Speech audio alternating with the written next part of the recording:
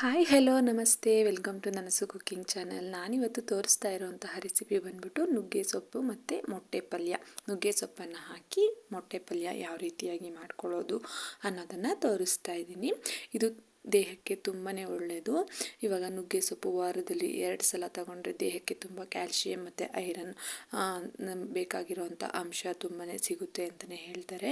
ಈಗ ಹೇಗೆ ಮಾಡೋದಂತ ನೋಡ್ಕೊಂಬರೋಣ. ಮೊದಲನೇದಾಗಿ ನುಗ್ಗೆ ಸೊಪ್ಪು ಮತ್ತು ಅದರ ಹೂವು ತಗೊಂಡಿದ್ದೀನಿ, ಮತ್ತು ಮೊಟ್ಟೆಯನ್ನು ತಗೊಂಡಿದ್ದೀನಿ. ಒಂದು 6 ಮೊಟ್ಟೆಯನ್ನು ತಗೊಂಡಿದ್ದೀನಿ, ಮತ್ತು ಈರುಳ್ಳಿ ಮತ್ತು ಹಸಿಮೆಣಸಿನ್ಕಾಯಿ ತಗೊಂಡಿದ್ದೀನಿ, ಮತ್ತು ಒಗ್ಗರಣೆಗೆ ಎಣ್ಣೆ ಮತ್ತು ಉಪ್ಪನ್ನು ತಗೊಂಡಿದ್ದೀನಿ. ರುಚಿಗೆ ತಕ್ಕಷ್ಟು ಉಪ್ಪು. ಮಾಡೋದು ಹೇಗಂತ ನೋಡ್ಕೊಂಬರೋಣ. ಮೊದಲನೇದಾಗಿ ಬಾಣಲಿ ಬಿಸಿಗಿಟ್ಟು ಸ್ವಲ್ಪ ಎಣ್ಣೆಯನ್ನು ಹಾಕ್ಕೊಂಡಿದ್ದೀನಿ, ಮತ್ತು ಸಾಸಿವೆಯನ್ನು ಹಾಕ್ಕೊಂಡಿದ್ದೀನಿ. ಸ್ವಲ್ಪ ಸಾಸಿವೆ ಮತ್ತು ಹಸಿಮೆಣಸಿನ್ಕಾಯಿ. ಮೊದಲನೇದಾಗಿ ನಾವು ಹಸಿಮೆಣಸಿನ್ಕಾಯನ್ನು ಹಾಕ್ಕೊಂಡಿದ್ದೀನಿ, ಮತ್ತು ಈರುಳ್ಳಿಯನ್ನು ಹಾಕ್ಕೊಂಡು ಬಾಡಿಸ್ಕೊತಾ ಇದ್ದೀನಿ. ಇದು ಒಂದು ಸಿಂಪಲ್ ಆಗಿರೋ ಪಲ್ಯ ಅಂತಲೇ, ಕ್ವಿಕ್ ಆ್ಯಂಡ್ ಬೇಗನೆ ಆಗುತ್ತೆ ಅಂತಲೇ ಹೇಳ್ಬೋದು. ಮತ್ತು ಅದಕ್ಕೆ ನುಗ್ಗೆ ಸೊಪ್ಪು ವಾಶ್ ಮಾಡಿ ಇಟ್ಕೊಂಡಿರೋವಂಥ ನುಗ್ಗೆ ಸೊಪ್ಪನ್ನು ನಾನು ಇದಕ್ಕೆ ಹಾಕ್ಕೊತಾ ಇದ್ದೀನಿ, ಮತ್ತು ಅದ್ರದ್ದು ಹೂವನ್ನು ಸಹ ಹಾಕ್ಕೊತಾ ಇದ್ದೀನಿ. ತುಂಬಾ ಟೇಸ್ಟಿಯಾಗಿರುತ್ತೆ ಇದು. ಹೂವನ್ನು ಮತ್ತು ಸೊಪ್ಪು ಸಪ್ರೇಟ್ ಪಲ್ಯನೇ ಮಾಡ್ಕೊಬೋದು. ಹೂವದ ಜೊತೆಗೆ ಬೇಕಂದರೆ ನಾವು ಮೊಟ್ಟೆ ಪಲ್ಯನ ಮಾಡ್ಕೊಬೋದು, ತುಂಬ ಟೇಸ್ಟಿಯಾಗಿ ಆಗುತ್ತೆ. ಇವಾಗ ನೋಡ್ತಾ ಇರ್ಬೋದು, ಇದನ್ನು ಸ್ವಲ್ಪ ಫ್ರೈ ಮಾಡ್ಕೊಬೇಕಾಗುತ್ತೆ. ಇದು ಫ್ರೈ ಮಾಡಿಕೊಂಡಾಗ ಸೊಪ್ಪಿನ ಪ್ರಮಾಣ ಬೆಂದು ಸ್ವಲ್ಪ ಕಡಿಮೆ ಆಗುತ್ತೆ. ಸ್ವಲ್ಪ ಜಾಸ್ತಿ ಕ್ವಾಂಟಿಟಿಯಲ್ಲೇ ನೀವು ಸೊಪ್ಪನ್ನು ತಗೊಳ್ಳಿ. ಸ್ವಲ್ಪ ತಗೊಂಡ್ರೆ ಅದು ಬೆಂದು ಸ್ವಲ್ಪ ಕಡಿಮೆ ಆಗುತ್ತೆ. ನೋಡ್ತಾ ಇರ್ಬೋದು, ಇವಾಗ ಸಣ್ಣ ಉರಿನಲ್ಲೇ ಫ್ರೈ ಮಾಡ್ಕೊಬೇಕು. ನುಗ್ಗೆ ಸೊಪ್ಪಿಂದು ಹಸಿ ವಾಸನೆ ಎಲ್ಲ ಹೋಗೋವರೆಗೂ ಸ್ವಲ್ಪ ಉಪ್ಪನ್ನು ಆ್ಯಡ್ ಮಾಡ್ಕೊಂಡಿದ್ದೀನಿ. ಉಪ್ಪು ಆ್ಯಡ್ ಮಾಡೋದ್ರಿಂದ ಬೇಗನೆ ಕುಕ್ಕು ಆಗುತ್ತೆ ಅಂತ ಕಾರಣಕ್ಕೆ ಉಪ್ಪನ್ನು ಮೊದಲನೇದಾಗಿ ಆ್ಯಡ್ ಮಾಡ್ಕೊತಾ ಇದ್ದೀನಿ.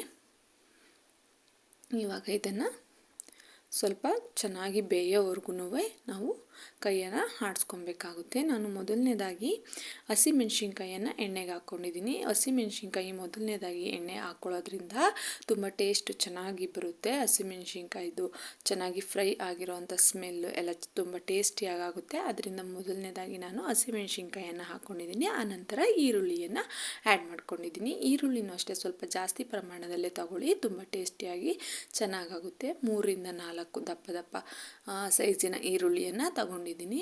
ನೋಡ್ತಾ ಇರ್ಬೋದು, ಚೆನ್ನಾಗಿ ಸ್ವಲ್ಪ ಸಣ್ಣ ಉರಿನಲ್ಲಿ ಬೇಯಿಸ್ಕೊಬೇಕಾಗುತ್ತೆ. ಮೀಡಿಯಮ್ ಲೋ ಫ್ಲೇಮ್ ಇಟ್ಕೊಂಡು ಬೇಯಿಸ್ಕೊಬೇಕಾಗುತ್ತೆ. ನುಗ್ಗೆ ಸೊಪ್ಪು ಸ್ವಲ್ಪ ಫ್ರೈ ಆಗೋವರೆಗೂ ಬೇಗನೆ ಕುಕ್ ಆಗುತ್ತೆ. ಅದರಲ್ಲೇನಿಲ್ಲ, ಯಾವುದೇ ನೀರನ್ನು ಏನು ಆ್ಯಡ್ ಮಾಡುವಂಥ ಅವಶ್ಯಕತೆ ಇಲ್ಲ. ಸ್ವಲ್ಪ ಅರಿಶಿನ ಪುಡಿಯನ್ನು ಹಾಕ್ಕೊತಾ ಇದ್ದೀನಿ. ಮೊಟ್ಟೆ ಸ್ಮೆಲ್ ಬರಬಾರ್ದು ಅನ್ನೋ ಕಾರಣಕ್ಕೋಸ್ಕರ ಅರಿಶಿನ ಪುಡಿಯನ್ನು ಹಾಕ್ಕೊಂಡಿದ್ದೀನಿ ಅಷ್ಟೇ. ಇವಾಗ ನಾನು ಒಂದೊಂದಾಗಿ ಮೊಟ್ಟೆಯನ್ನು ಹಾಕ್ಕೊತಾ ಇದ್ದೀನಿ. ಒಂದು 6 ಮೊಟ್ಟೆಯನ್ನು ತಗೊಂಡಿದ್ದೀನಿ. ನಿಮಗೆ ಬೇಕಾದಷ್ಟು ನೀವು ಹಾಕ್ಕೊಬೋದು. ದೇಹಕ್ಕೂ ಅಷ್ಟೇ ತುಂಬಾ ಒಳ್ಳೆಯದು ನುಗ್ಗೆ ಸೊಪ್ಪು, ಮತ್ತು ಮೊಟ್ಟೆನೂ ಅಷ್ಟೇ ತುಂಬಾ ಪ್ರೋಟೀನ್ ಅಂಶ ಇರುತ್ತೆ. ನೋಡ್ತಾ ಇರ್ಬೋದು, ಇವಾಗ ಇದನ್ನು ಫ್ರೈ ಮಾಡ್ಕೊಬೇಕಾಗುತ್ತೆ.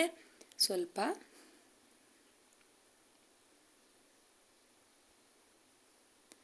ಇದನ್ನು ಅಷ್ಟೇ ಮೀಡಿಯಮ್ ಫ್ಲೇಮ್ ಇಟ್ಕೊಂಡು ಫ್ರೈ ಮಾಡ್ಕೊಬೇಕಾಗುತ್ತೆ. ಸ್ವಲ್ಪ ಹೊತ್ತು ಟೈಮ್ ಕೊಟ್ಟು ಚೆನ್ನಾಗಿ ಫ್ರೈ ಮಾಡಿಕೊಂಡ್ರೆ ತುಂಬ ಟೇಸ್ಟಿ ಆಗುತ್ತೆ ಪಲ್ಯ.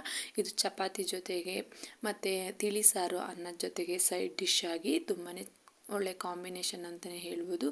ತುಂಬ ಟೇಸ್ಟಿಯಾಗುತ್ತೆ. ಒಮ್ಮೆ ಟ್ರೈ ಮಾಡಿ ನೋಡಿ, ಚೆನ್ನಾಗಿ ಬಂದರೆ ಕಮೆಂಟ್ ಸೆಕ್ಷನಲ್ಲಿ ತಿಳಿಸಿ ಹೇಗೆ ಬಂದಿತ್ತು ಅಂತ.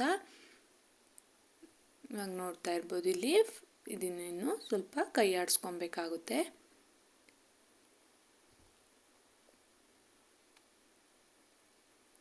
ನುಗ್ಗೆ ಸೊಪ್ಪಲ್ಲೂ ಅಷ್ಟೇ ತುಂಬ ಔಷಧಿ ಗುಣಗಳು ಇರುತ್ತೆ ಅಂತ ಹೇಳ್ತಾರೆ. ಆ ಕಾರಣಕ್ಕೆ ನಾವು ನುಗ್ಗೆ ಸೊಪ್ಪನ್ನು ವಾರದಲ್ಲಿ 2 ಸಲನಾದರೂ ತಗೊಂಡ್ರೆ ದೇಹದಲ್ಲಿ ತುಂಬ ಆರೋಗ್ಯ ಚೆನ್ನಾಗಿರುತ್ತೆ ಅಂತಲೇ ಹೇಳ್ತಾರೆ. ನೋಡ್ತಾ ಇರ್ಬೋದು, ಈ ರೀತಿಯಾಗಿ ತಳ ಬಿಡೋವರೆಗೂ ಚೆನ್ನಾಗಿ ಫ್ರೈ ಮಾಡ್ಕೊಬೇಕು. ಮೊಟ್ಟೆ ತಳ ಹಿಡಿಯುತ್ತೆ, ಅದಕ್ಕೆ ಮೀಡಿಯಮ್ ಫ್ಲೇಮಲ್ಲಿ ಇಟ್ಕೊಂಡು ಹುರ್ಕೊಬೇಕು. ಇದನ್ನು ನೋಡ್ತಾ ಇರ್ಬೋದು, ಈ ರೀತಿಯಾಗಿ ನೀವು ಮಾಡ್ಕೊಳ್ಳಿ.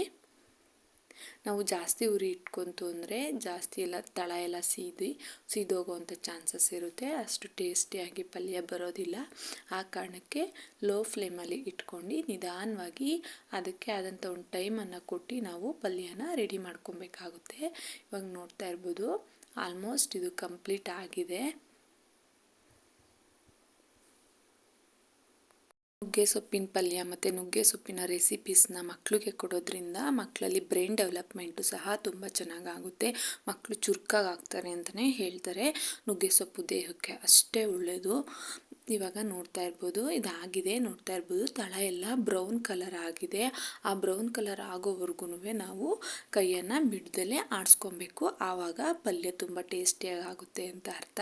ನೋಡ್ತಾ ಇರ್ಬೋದು, ಬಾಣಲಿಯಲ್ಲಿ ತಳ ಬ್ರೌನ್ ಕಲರ್ ಬಂದಿದೆ. ಆ ಕಲರ್ ಬರೋವರೆಗೂ ನಾವು ಕೈಯನ್ನು ಆಡಿಸ್ಕೊಂಡ್ರೆ ಅದು ನೀಟಾಗಿ ಬೆಂದು ರೆಡಿಯಾಗಿದೆ ಅಂತ.